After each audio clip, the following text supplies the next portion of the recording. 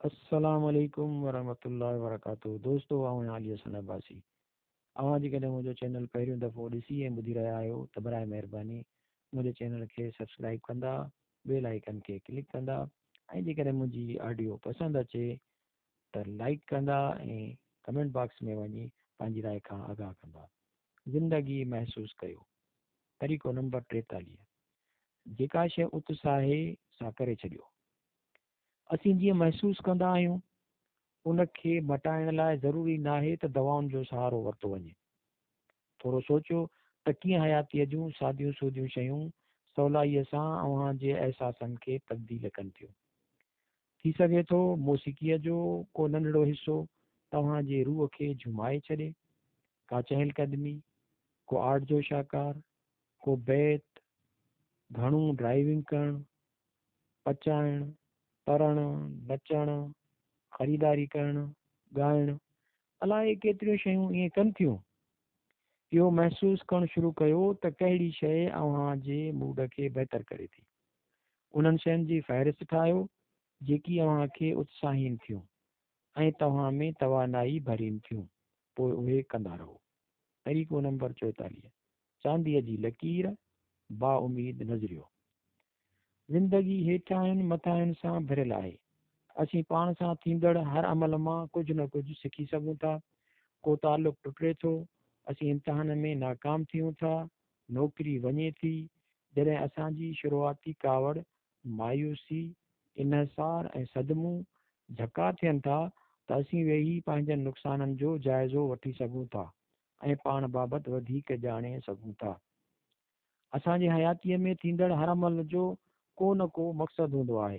हर सूरत हाल में हिकु ज़बरदस्त सिख्या हूंदी आहे। मनफ़ी सूरत हाल में रहण बजाए जेका अञा असांखे हेठि गेले वञे, असांखे घुरिजे त हर सूरत हाल खे नए रुख सां वठो। हिकु दर बंदि थींदो आहे त ॿियो खुलंदो आहे। नए खुलंदड़ दर ॾांहुं निहारियो, चांदीअ जी लकीर ॾांहुं निहारींदा रहो। तरीक़ो नंबर 45। पाण खे हिकु ॾींहं लाइ तयारु कयो। छा अव्हां पंहिंजो पाण सां ख़्यालु रखंदड़ सलूक कंदा आहियो? छा तव्हां पंहिंजो पाण सां प्यारु कंदा आहियो ऐं पंहिंजो पाण खे हिमथाईंदा आहियो? छा परेशानीअ जे लम्हनि में अव्हां पंहिंजी मदद कंदा आहियो ऐं ॾुख जी हालति में पंहिंजो पाण खे दिलासो ॾींदा आहियो? जॾहिं अव्हां का ग़लती कंदा आहियो त छा पंहिंजो पाण खे मुआफ़ कंदा आहियो? पंहिंजो पाण सां मुहबत करणु ऐं ईअं ध्यान सां पंहिंजो ख़्यालु रखणु असांखे ॾाढो ॾुखियो लॻंदो आहे। हिकु ॾींहुं पंहिंजो पाण खे ध्यानु ॾियण लाइ मख़सूसु कयो। हर ख़्याल ऐं हर अमल खे पंहिंजी मदद लाइ रखो ऐं हीउ जुमिलो पंहिंजे पाण खे चवंदा रहो, मां मुहबत ऐं महसूसु कराइण जो हक़दारु आहियां। हिकु ॾींहुं पंहिंजो ध्यानु रखंदव त उहा आदत वधी वेंदी। तरीक़ो नंबर 46। थधा रहो।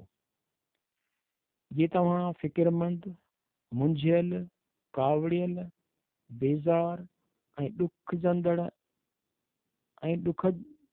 ॾुखजंदड़ महसूसु कयो था त जज़्बाती थधाणु आज़माए ॾिसो। पंहिंजो साॼो आङूठो पंहिंजे नक जे साॼी नास ते रखो ऐं उनखे थोरो बंदि कयो। पंहिंजे नक जी खाॿी नास सां 20 साह खणो ऐं ॿाहिरि कढो। इहो सॼो वक़्तु पंहिंजो वात बंदि रखो। पंहिंजे साहनि खे जेतिरो थी सघेव हर निकिरंदड़ साह सां तवील ऐं सवला रहो। पंहिंजे ॾुखनि, मूंझ, कावड़, चिड़ ऐं ॿियनि काटू सोचनि खे ॿाहिरि कढो। इन्हनि जज़्बनि खे पंहिंजे जिस्म मां निकिरंदे तसवुरु कयो। अव्हां पुरसुकून ऐं मुस्बत महसूसु कंदव। जज़्बनि जी गर्मी वधण खां पहिरीं इहा वर्ज़िश करे ॾिसो, पंहिंजे सुकून जे मिक़दार में वाध महसूसु कंदव।